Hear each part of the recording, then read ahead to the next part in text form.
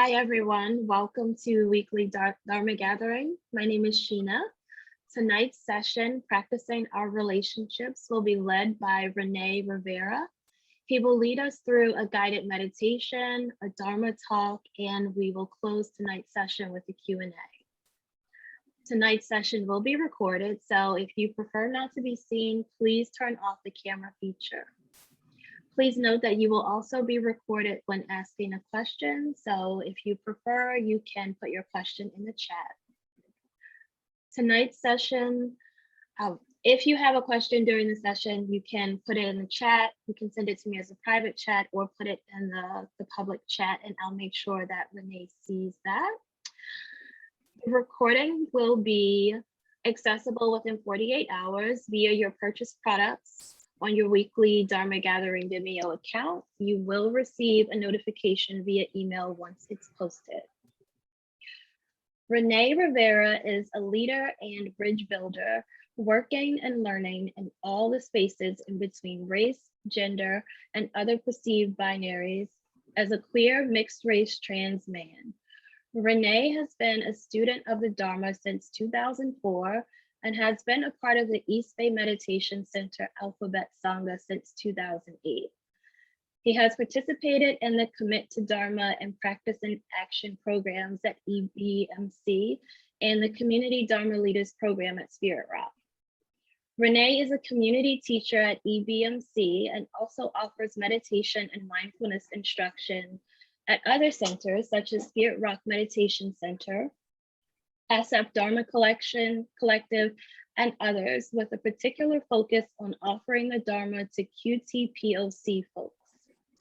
René, please teach us. Thank you so much. And thank you for welcoming me to weekly Dharma Gathering. It's my first time teaching here, and I'm really delighted to be here with you all. I'm going to start us out with a guided meditation that I've learned from Lama Rod Owens. This is a practice that he calls 7 Homecomings. And I want to offer this tonight. We'll be talking after the guided meditation about how we practice in our relationships as a part of our daily life practice. And this practice of the 7 Homecomings has been a key part of my own practice of building my resilience and circle of support so that I can be more available in my, as I am practicing in my relationships with tough things like boundaries and conflict and feedback. So just offering this practice as part of our building our resiliency. I'm going to ring the bell to start our practice.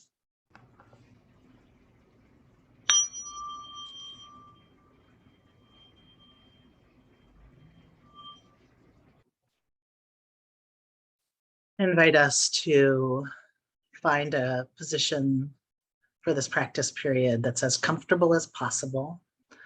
We may want to sit, lie down, stand up, whatever is going to help bring ease to the body. I want the body to feel as supported and easeful as possible. This practice of the 7 Homecomings is a refuge practice and also a practice of bringing in our benefactors. I will be inviting in 7 homecomings or benefactors to be part of a circle of support that we can cultivate through this practice. And if one or more doesn't resonate with you, no problem. We'll just, even if 1 or 2 of these supports, homecomings, or refuges shows up in this practice for you, that's great, and continue to practice with whatever resonates. And you may have your own practice, in which case you can let my words be a background. Just inviting us as we begin this practice to just arrive here in the present moment, arrive in our bodies, arrive in our own spaces. We may have our eyes closed. It's also fine to keep the eyes open with a softened gaze, whatever best supports your practice tonight.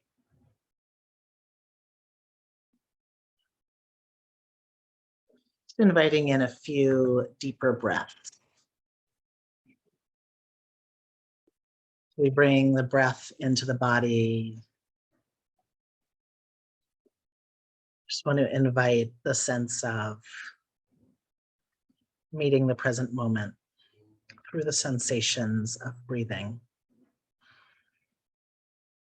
We may tune into our bodies and notice what other sensations are present. We may notice temperature, warmth or coolness. We may notice other sensations, tingling, energy, discomfort,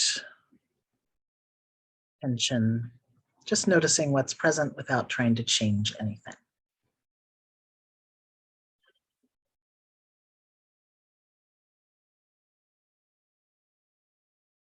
As we continue in our practice, we are bringing our kind attention to this moment and our own experience within it. And I'll begin to invite in our refuges or homecomings as supports to our practice. Inviting in the first homecoming or refuge of the Buddha, the guide, the teacher. We may be bringing in the historic Buddha, maybe other teachers who have been important to us, guides. It may be our own sense of our Buddha nature that we're invoking. We're inviting in the teacher or guide to be a support to us, a refuge. Inviting our teachers and guides to come and be part of a circle of support around us. May our teachers and guides be a home to us, a refuge. May they be a place of support and belonging. And may our teachers and guides have our backs.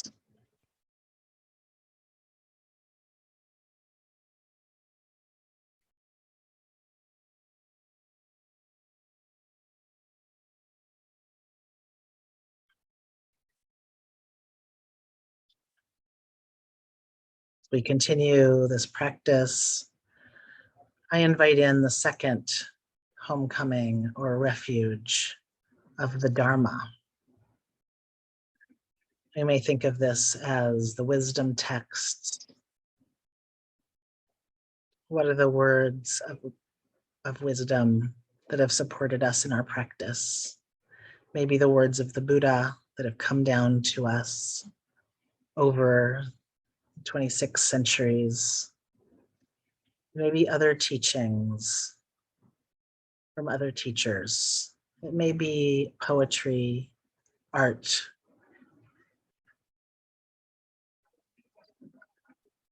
Maybe words that we've found on our social media feeds. Inviting in the wisdom that we've gathered along our path to be a support to us and a refuge.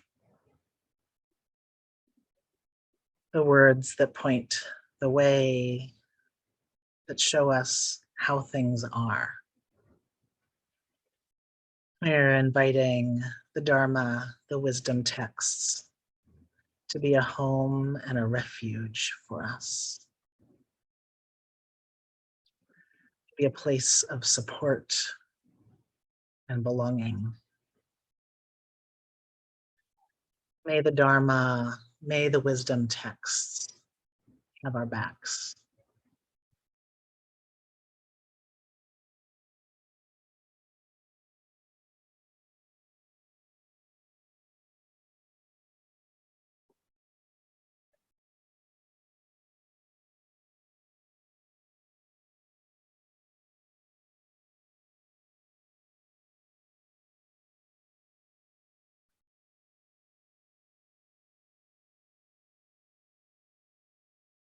We continue to grow this circle of care and support around ourselves. I invite in the third homecoming or refuge of the Sangha, the community. Inviting in those who we practice with, our spiritual friends, our companions on our path. It may be chosen family, our pod, our communities. Inviting in those who are part of our circles of support, part of our sanghas and communities, to come join this growing circle of care and support, knowing whoever shows up are the right beings to be supporting us right now. May our sanghas, our communities be a home and a refuge for us. May they be a source of support and of belonging. May our communities, may our sangha have our backs.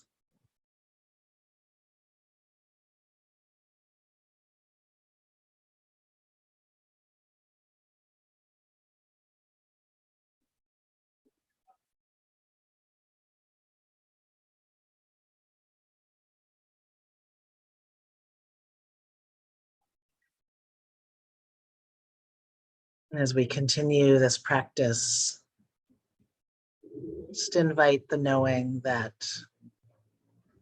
whatever sense of support is showing up for us, whether it be beings that we're visualizing, just a felt sense of support, or even just planting the seed that these supports may show up for us in the future. However, this circle of care and support is showing up for us is just right for this moment.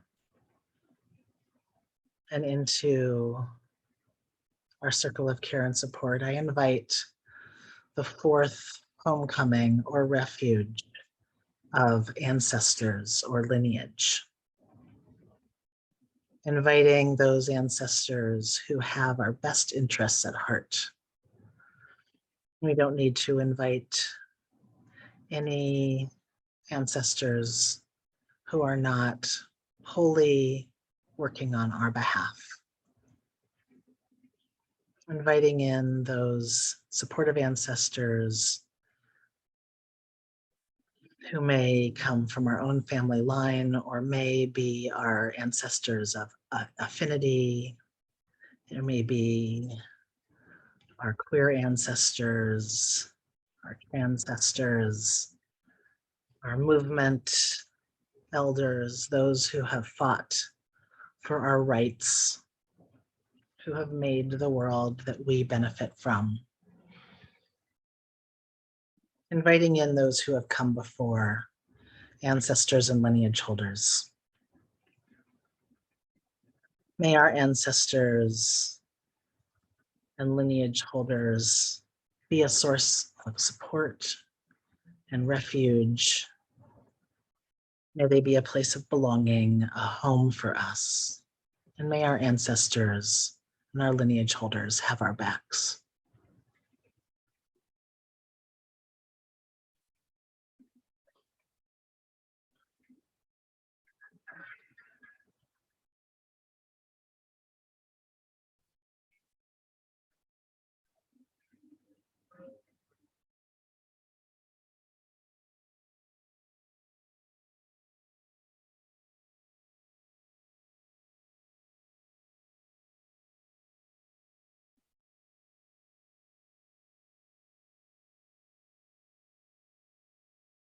Into our circle of care and support, I invite the fifth homecoming or refuge of the earth, the natural world.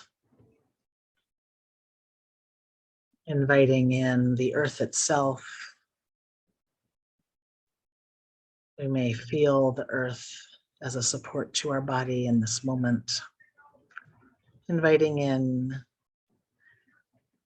plants or animals, oceans, mountains, rivers. Inviting in any elements of the natural world that feel like they are a support to us. We may also invite the sense of being cared for and nourished by the earth itself, knowing the earth to feed us, clothe us, house us, provide us with clean water, feeling the ways that the earth provides for all our basic needs. We invite the earth and the natural world to be part of our circle of care and support. May the earth and the natural world be a home and a refuge to us. May the earth and the natural world be a support, a place of belonging. And may the earth and the natural world have our backs.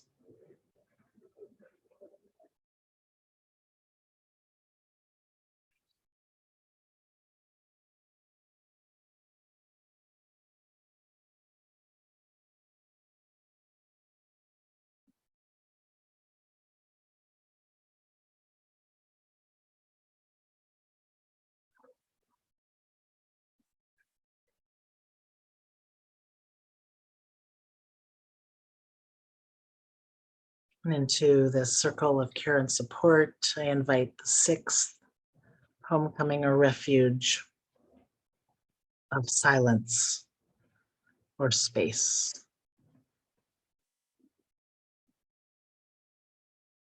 Invite in the silence that supports our practice. Invite in the silence and space of the night sky, cosmos. Inviting in the sense of the mystery and the unknown.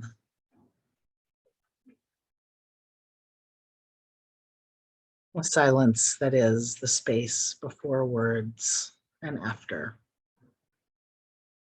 Silence has potential.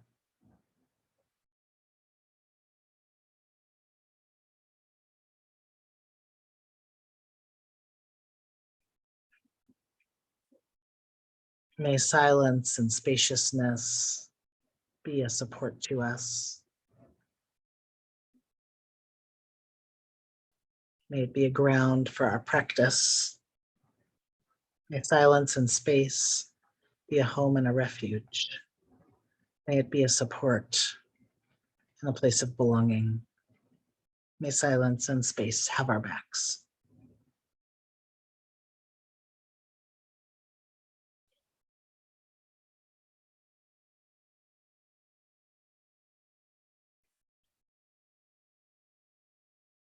And finally, into our circle of care and support, I invite the seventh and final homecoming or refuge of ourselves. Inviting ourselves to be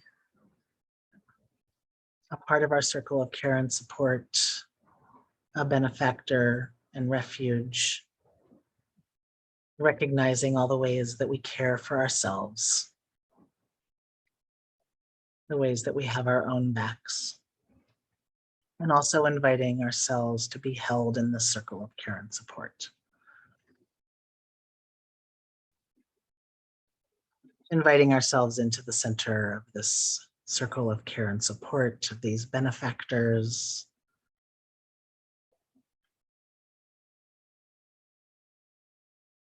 Inviting ourselves to be held by any of these homecomings or refuges that have shown up for us tonight.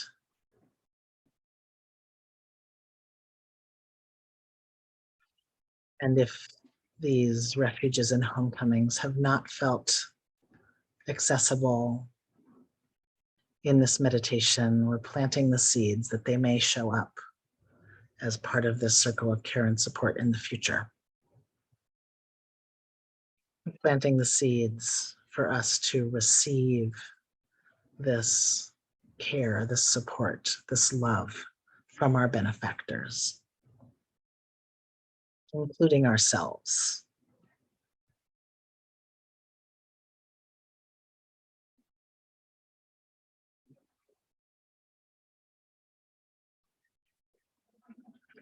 We're inviting ourselves to receive the support, receive the sense of refuge, of home, of belonging. We'll take just a couple minutes in silence to marinate and receive to whatever degree feels available right now. Feeling ourselves at the center of this circle of care and support.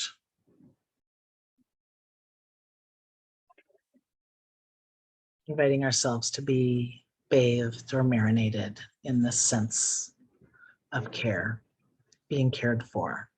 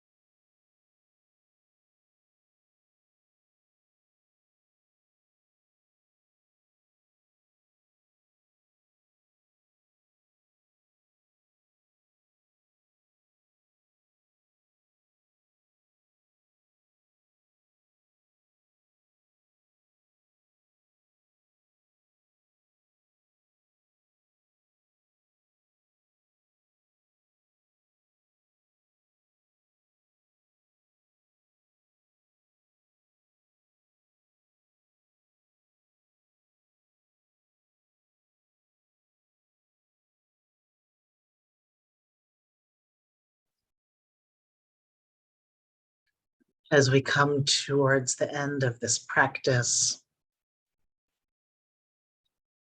just checking in with ourselves to see, is there any gratitude or appreciation that arises for any sense of care and support we have received tonight from these benefactors, including any care, any appreciation or gratitude that may arise towards ourselves for showing up to practice tonight. Just letting any appreciation that's present, any gratitude emanate out to ourselves and to our benefactors. We offer our benefactors our thanks, our gratitude, allowing them to return from where they came from with our thanks. We may imagine them dissolving into light that settles around and on our bodies. As we take a few deep breaths in the closing of this meditation, we may imagine that light coming into our bodies.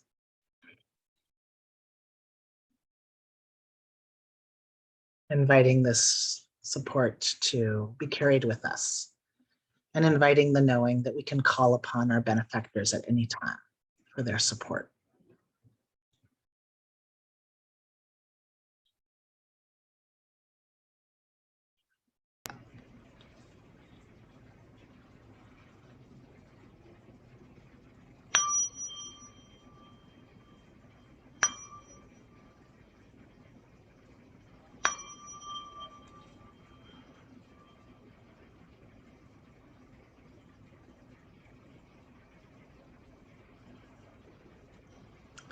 Thank you all for your practice and recognizing the goodness of our practice tonight together. I offer the merit of our practice to all beings. May all beings be safe and protected. May they be in good health as much as is possible.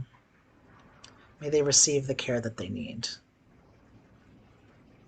May they experience peace and ease. May all beings everywhere be free.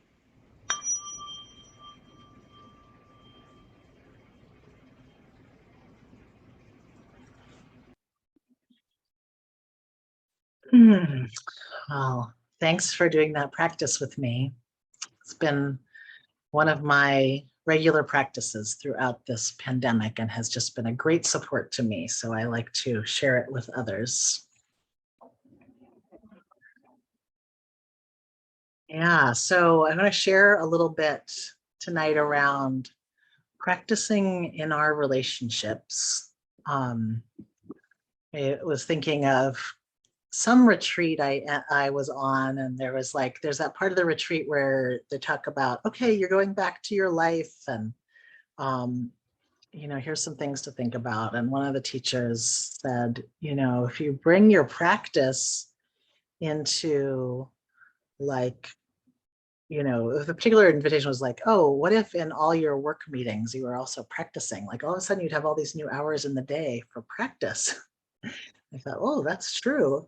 And it was like something I just started practicing with at work. Like, I'm in this meeting, mostly just sitting here listening anyway. Can I be in some sense of practice? And, maybe it was 10 years ago.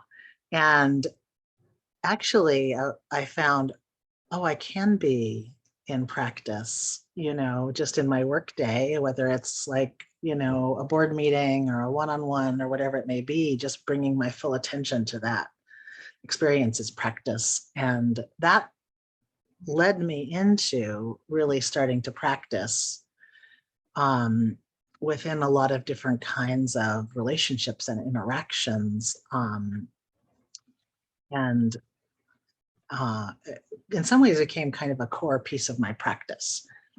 And another thing that really influenced this as part of my own practice is in studying the Satipatthana Sutta, the 4 foundations of mindfulness. There is this refrain that goes through the sutta and appears over and over. And I'll just read the bit about the refrain from the first foundation of mindfulness, which is mindfulness of the body. The words say, in this way, in regard to the body, they abide contemplating the body internally.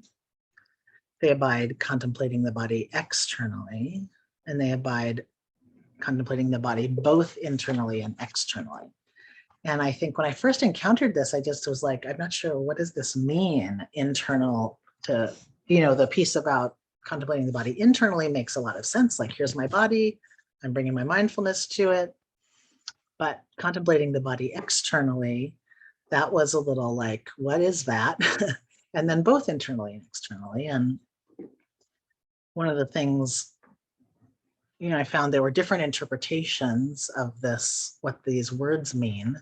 But one is that it is pointing to relating to other people, like actually bringing our mindfulness to another person's body and to both our bodies at the same time in the case of the first foundation of mindfulness. So that could be like the second foundation of mindfulness where we're bringing attention to feeling, tone, or to thoughts, objects of the mind, the third foundation. So what would it mean, to be bringing our mindfulness both to our own body or experience, another person's body or experience, and then both at the same time? And that really was very expanding for me beyond what I think is often the focus of our practice, at least in the insight tradition, which sometimes feels very focused on the internal experience, what my experience is. It just led me to this possibility that I could also be turning my mindfulness to the experience of another person and to the relational field between us. And so that has become, a real focus for me. And I've been exploring more of the ways to do that. And there are folks in the insight tradition, such as the practice of insight dialogue, where there really is a focus being brought to this piece of how are we actually in relationship. And I'm also I am a restorative justice facilitator. I facilitate sometimes very hard conversations when there has been some harm or even violent crimes, and the person who's been harmed wants to speak with the person who's done the harm. And I, work with other facilitators to help support conversations like that. And that's been another place that's really, become a place of practice for me. How do we, really bring as much of ourselves as possible to some really difficult conversations?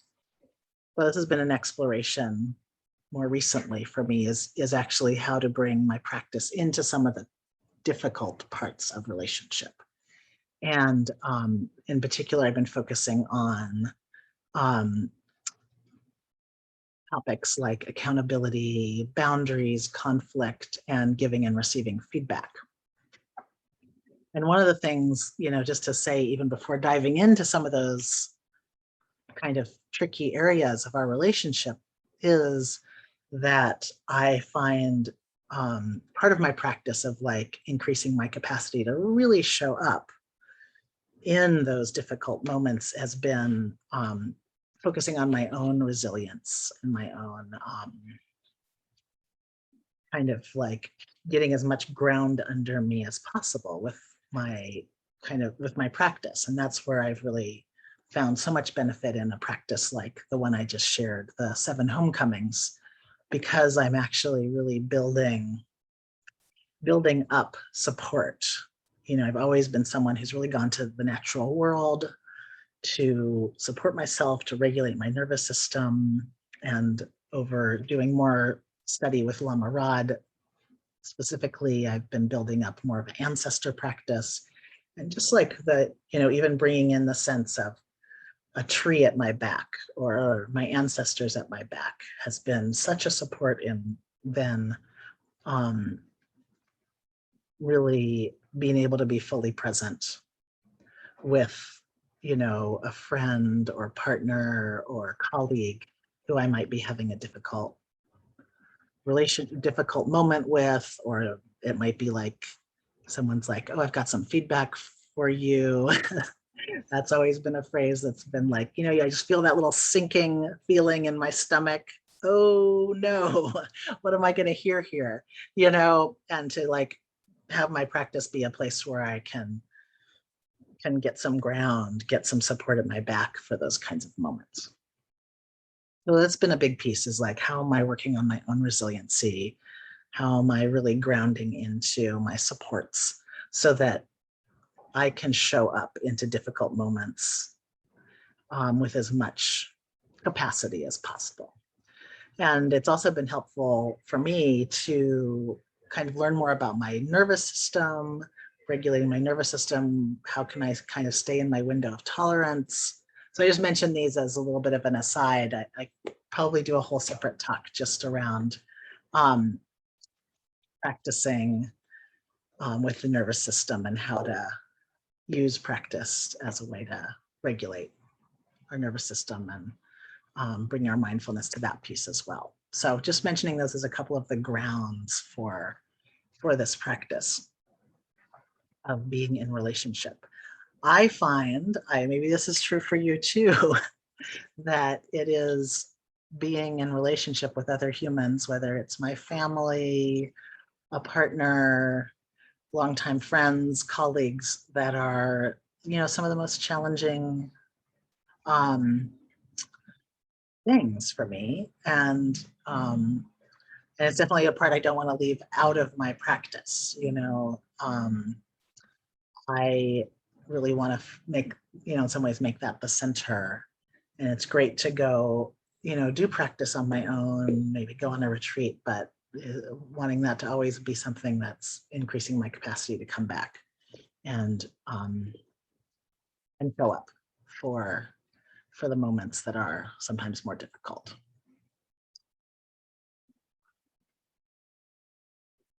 So just a few things to share on these topics. So I'm gonna maybe skip around a little bit because we have, just limited time, and just recently taught a 4-week class on this, on this piece of practicing in relationship. So just to say a little bit about accountability, one of the things I've been thinking about is the way that accountability actually connects to the concept of karma. When we talk about karma, we're talking about as like the way that it comes up in the 5 remembrances. We say like, I am the owner of my actions, or the heir to my actions. And, that there's the 5 remembrances say, oh, I am of a nature to grow old. I'm not beyond growing old. We know that that really everything is going to change. We're subject to illness, to old age, to death. All that we have, we will lose, but our actions are the one thing that belong to us, that stay with us. And so in a way, that's somewhat of a similar concept to accountability. One definition of accountability that's been helpful for me says accountability is taking responsibility for your choices and the consequences of those choices. So like karma isn't necessarily saying, oh, we're going to get punished for something or not. It is just that,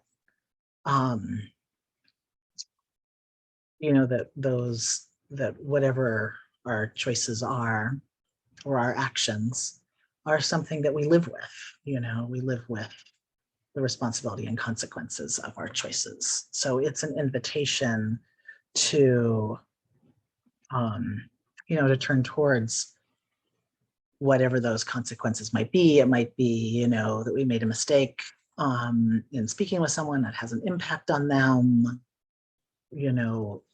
This turning towards is just like being really available for what that impact might have been, and bringing curiosity to a situation, perhaps where we made a mistake,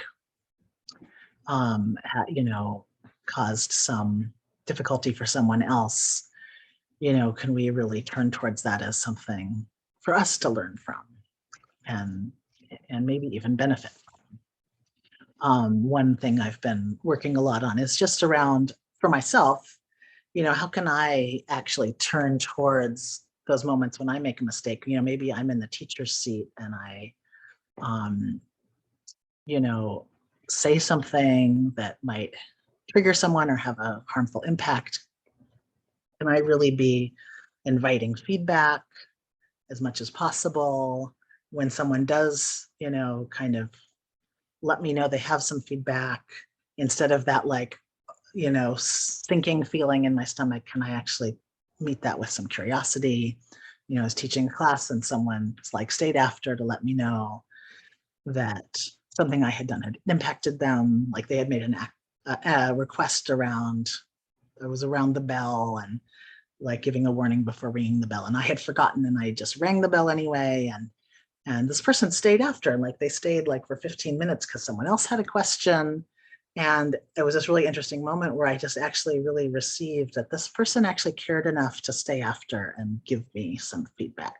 And that was actually, like a generous thing to do. I wouldn't have known otherwise. And because I've been practicing for a while with this piece around taking mistakes as this opportunity to learn and get feedback, actually in this moment was like, oh, I'm actually receiving this as a gift. And that was the fruit of actually a lot of practice, to be able to turn towards that in the moment and really get that, oh, this isn't something where I, I have to go into shame. I can really meet this moment and be like, thank you so much for the work and taking the extra time to give me this information. It's really a benefit to me. Yeah, so like, this is just is it possible to take these moments, the moment of making a mistake or being offered some feedback as actually like an opportunity for, I think of it somewhat as like an opportunity for enlightenment. We, we're looking for as much as possible to come into contact with our real experience. And often that is someone else might be offering us that by giving us some feedback. Of course, it might be also their perspective. And, we can have multiple realities. I might have my own experience that's different from what the feedback someone's offering me. That's also, doesn't mean I have to take their reality as my reality. However, they're giving me their perspective or their reality. And there might be something really valuable for me in that. There might be some truth or some reality that I wouldn't get to see otherwise. And can I take that in as a moment of awakening that this person is offering me? Another place that I really find that this piece of the words of the Satipatthana Sutta of like my internal experience and external experience, which would be someone else's experience, and both at the same time, actually comes up around how I navigate my own boundaries. It's a beautiful quote from Prentice Hemphill, who is a somatics teacher and organizer with Movement for Black Lives. They say, boundaries are the distance at which I could love me and you simultaneously. And I just thought, oh, that's such a beautiful way of saying it, and to know where our boundaries need to be. We have to really feel into what's into like that distance between ourselves and another person. And I'm going to read actually another quote from Prentice around boundaries. This is from a book called Holding Change by Adrienne Marie Brown. It's a facilitation book. So Prentice says boundaries, so they're talking about the ways that boundaries are not walls. It's not a wall that we put up. It's rather boundaries, on the other hand, are responsive, movable, and highly dependent on real-time assessments. Boundaries are how you guide and protect your life energy. The skillful use of boundaries allow us to create proximity, intimacy, distance.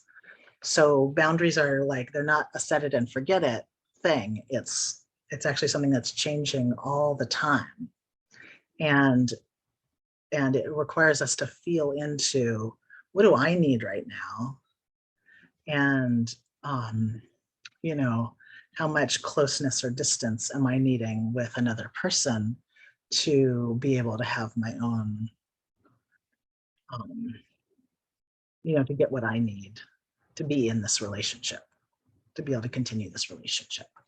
And I think like cats are great at boundaries. So we can just think of a cat, like sometimes you're petting a cat's belly and then all of a sudden it's like gives you a swipe because it's like, yeah, I was loving that and now I'm done. Like cats are always in the moment with what they want. And and we get to be that way too. We can be like, you know, if it comes to something like touch, yeah, that touch feels great, and actually now I'm done and I don't want it anymore. And so, you know, we're having to attend to where our limits are moment to moment.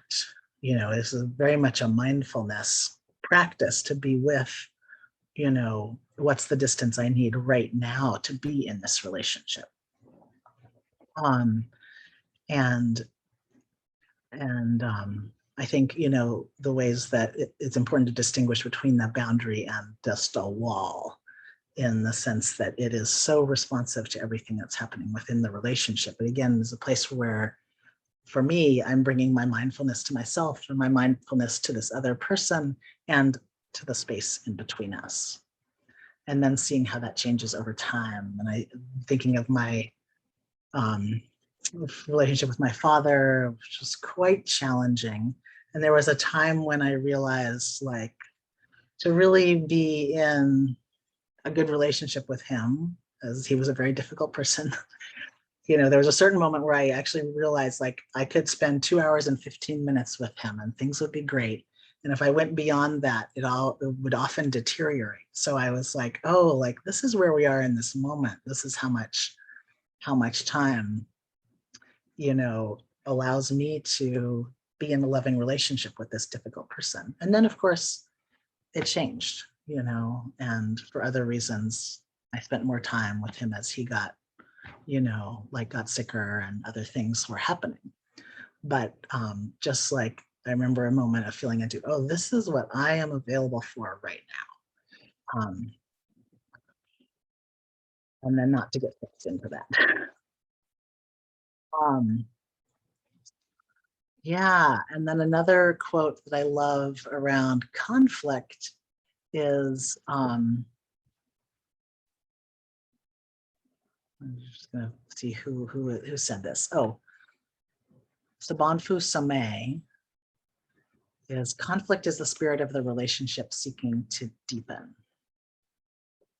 So it's another place of kind of bringing our awareness to when conflict arises, you know, between myself and another person, can I actually be experiencing that as a bid for the relationship, you know, a bid for moving into more relationship or deeper relationship with this person. And reminding myself that if, you know, if there wasn't relationship there, if there wasn't care, love, you know, that conflict might not arise, because it often comes out of us caring about the relationship itself. And that doesn't mean, you know, that we're going to be embracing all conflict. You know, we still want to be in conflict in ways that are kind, compassionate, respectful, you know, not telling another person what their experience is, all of those things. But just because there's a conflict there, you know, there may actually be a place, that may actually be an opportunity, a place to go in deeper with this other person. So this is just another place to bring our practice, bring that noticing of what's happening for us, what's happening for another person, and what's happening in the field itself. I notice sometimes with my partner, we get into sometimes there's like a way that things seem to repeat, like there's a certain pattern, and I can say, oh, actually, this is not just about me being this way or you being that way. It's actually about the way that we are together. You know, there's these dynamics that arise in a particular relationship that are unique to that relationship. And how can we start to actually look at that as something, you know, that is the way the relationship itself is, you know, that bringing our awareness to the internal and the external at the same time, and seeing, oh, here's a way that we are together that can, yes, it's uncomfortable, but can we actually, like, take it and look at it and have the opportunity even to work together on how do we shift maybe an uncomfortable dynamic in the relationship.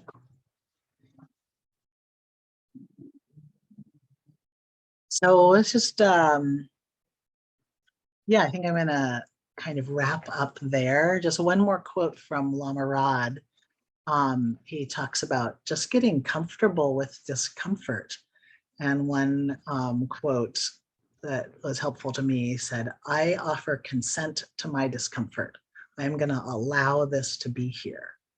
So, I've been looking into, does, feeling like I consent to my discomfort or even invite discomfort, does that shift anything for me in relationship? If I'm like, this is an intimate relationship, it's gonna be uncomfortable sometimes. And in fact, if I can build my tolerance for some of that discomfort, I can be more available to the relationship, more available for intimacy. But a friend was just sharing that insight with me the other day, and I was like, oh yeah, like the more I am able to be with some of the discomfort, whether it's my own or another person's, the more available I can be for connection, for intimacy. Yeah, so I'm curious if you all have any thoughts, any questions around bringing your practice to your relationships. Is there a place that's an edge for you? Anything, any kind of thoughts or insights you want to share? Or any questions?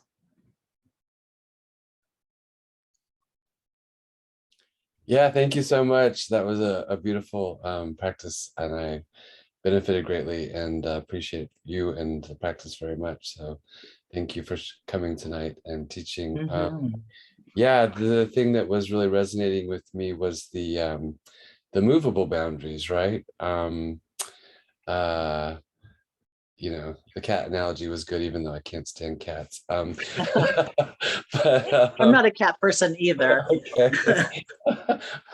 But yeah, the fact that one thing, my boundaries can be fluid, to use a term that maybe is overused currently.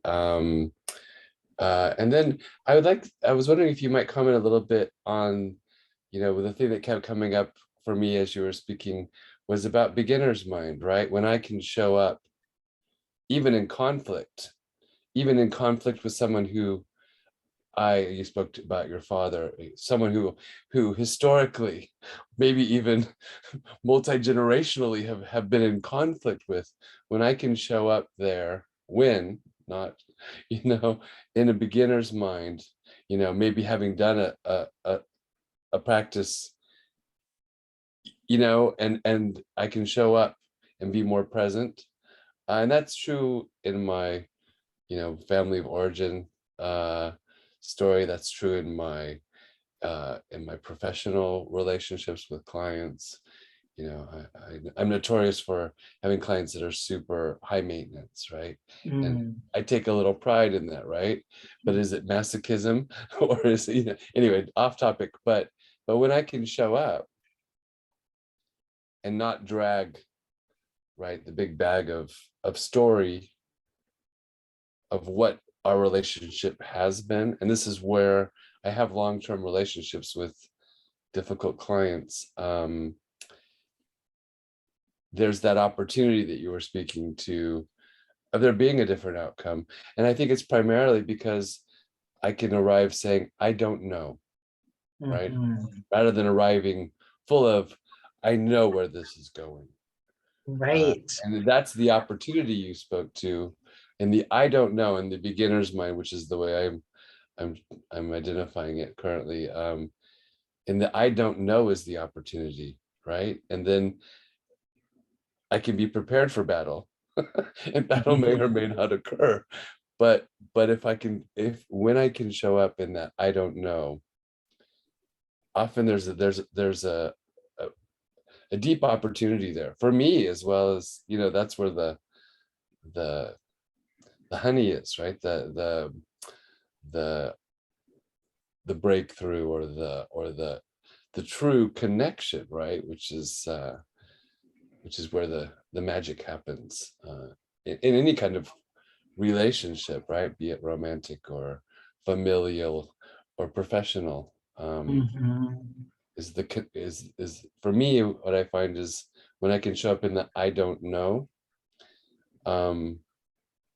there's more, it's more likely to be, I'm more likely to connect. Yeah. Yeah, that's beautiful. And yeah, it's definitely like another way of, I think I was talking about like, oh, there might be some awakening in something that someone has to tell me. If I'm not identified with, even, kind of gets into that kind of non-self or non-identification, which doesn't mean that we don't have selves, right? But that we recognize that those selves are constantly changing.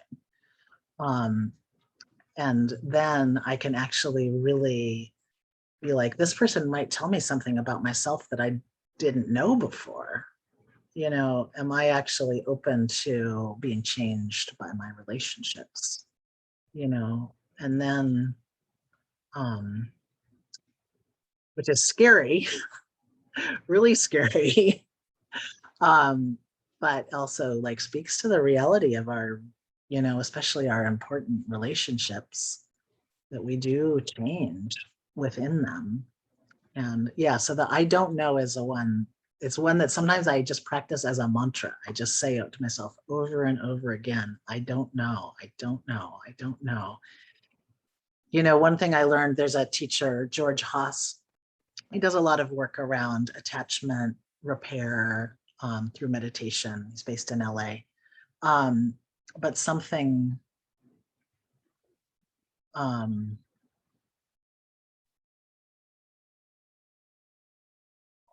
just lost the thread of what I was going to say. The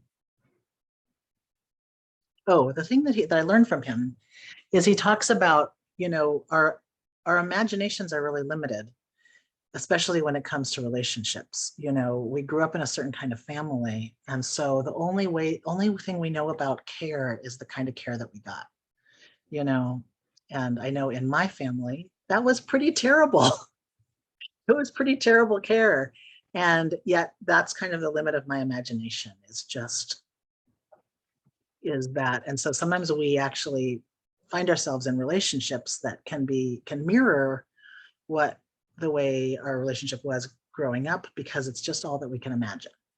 And so he says, we've got to actually stretch our imaginations. And he does these guided meditations that are about actually imagining what good care would be like, so that when we see it in the world, we can recognize it. But sometimes I really just know that my own imagination is limited when it comes to relationships, because I only have my past experiences to populate that database of experiences. So sometimes it's really good to just say, I don't know. Like there might be a possibility here that I just can't imagine, and to let myself go into something that I might not even be able to imagine. So that's another place for me that I don't know can really be helpful when I'm at one of my growth edges around relationships. Yeah, I mean, the narrative, right? You talk about, our what becomes normal, right? What we learn early in our lives, that we continue to perpetuate. I was having a conversation with someone earlier today. What are your thoughts on that being like even intergenerational? I mean, you're speaking about calling on the ancestors, and that's a new practice for me. And it's been super helpful. And the insight that I've had is that a lot of my thinking, right, around relationships, on the base level, can be generational. And it's only by doing this work, right, mindfulness or meditation, being part of a sangha, that I have the possibility to come to any kind of awareness around it, and then hopefully, right, relieve some of the suffering it causes me, and those, right, in my immediate family, right, who also share this generational, but of course, in all my relationships, right? Yeah. A little bit. It's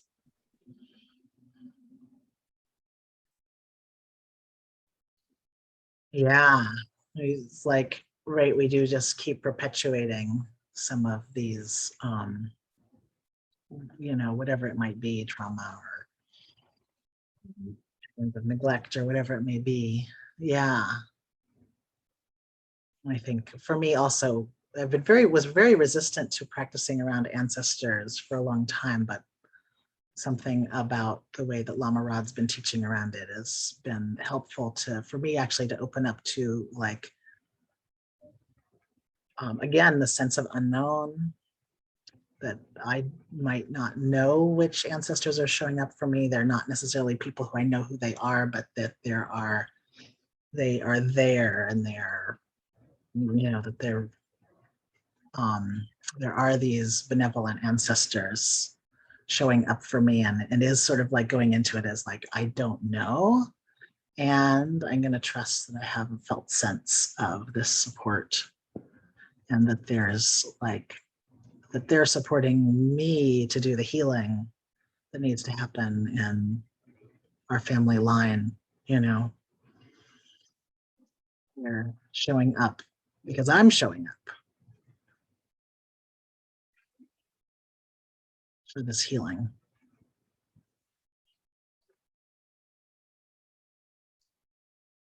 Thank you so much, Renee, for this talk. So many things popped up. What I'm sitting with right now is the boundaries versus the wall.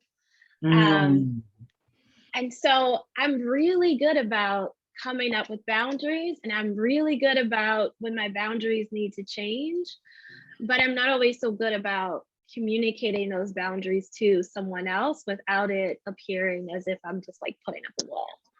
So just curious about just your thoughts around that. Yeah. Thank you for that question. I was also, wanting to speak to the question of like, sometimes actually like the boundary that we need is really big, like thinking of my relationship with my father. He was quite difficult, very narcissistic.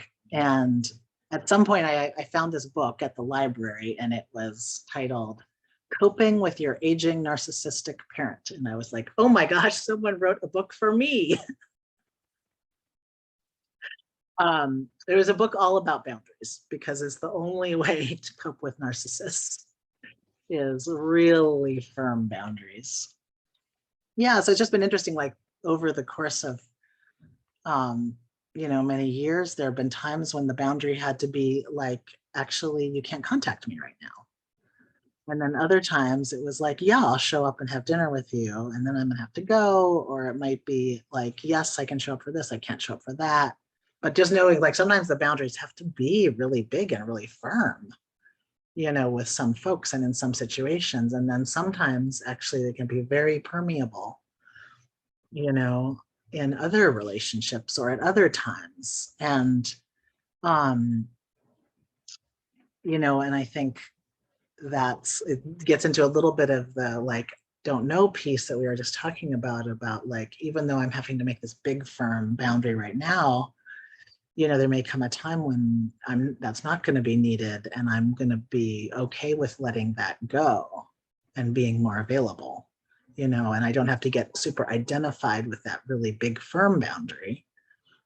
So just how can we just not get too identified with it and be available for when it might shift and the needs might be different. And then, the other piece that you're speaking to is just like communicating, like in this moment, this is what I need. And that's a whole practice, a whole practice, around communicating our feelings, our needs, our limits. And I know a few tools that have been really helpful for me. I do find nonviolent communication helpful just in terms of identifying my own particularly feelings and needs. And often like boundaries show up as needs. Like I need some space from this person, or I need, or maybe I need to have a conversation, could go either way. So I don't always love the nonviolent communication as like a formula for how to talk to people, but I've found it really helpful just to identify what's happening inside myself, and actually also to tune into what other people's feelings and needs may be. So that's one tool that's been helpful for me. And another one is more recent one I've been studying. So I'm just learning this, but it's called Wheel of Consent. There's actually, it's just a book that just came out called The Art of Receiving and Giving by Dr. Betty Martin.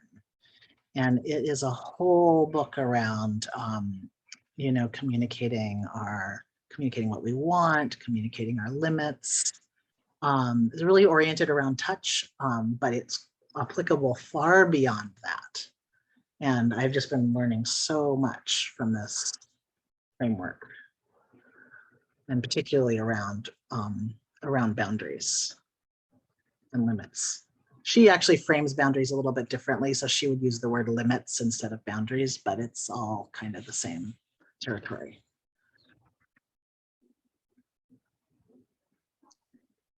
Thank you for those two tools.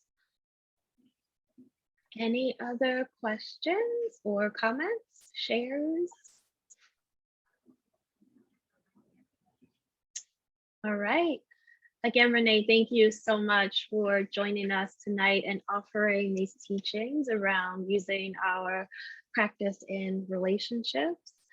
Thank you so much, everyone, for joining us live, and thank you for people who are tuning in via the recording.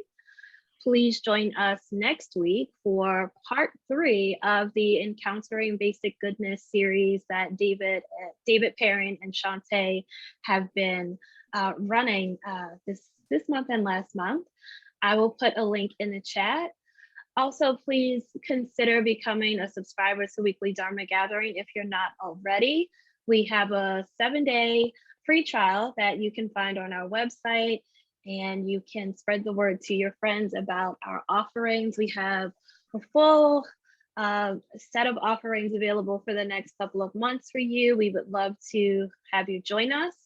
If you are on social media, you can find us at Weekly Dharma. And if you are on Facebook, you can find us at Weekly Dharma Gathering. Thank you so much, everyone, for tuning in, and we'll see you next time. Thank you for a really delightful conversation. Thank you. Have a good night. Good night. It was nice meeting you. Yeah, great meeting you, and hope the upcoming weekly gatherings go well. Thank Yeah. you. Yeah. Enjoy your evening. You too. Bye-bye. Bye.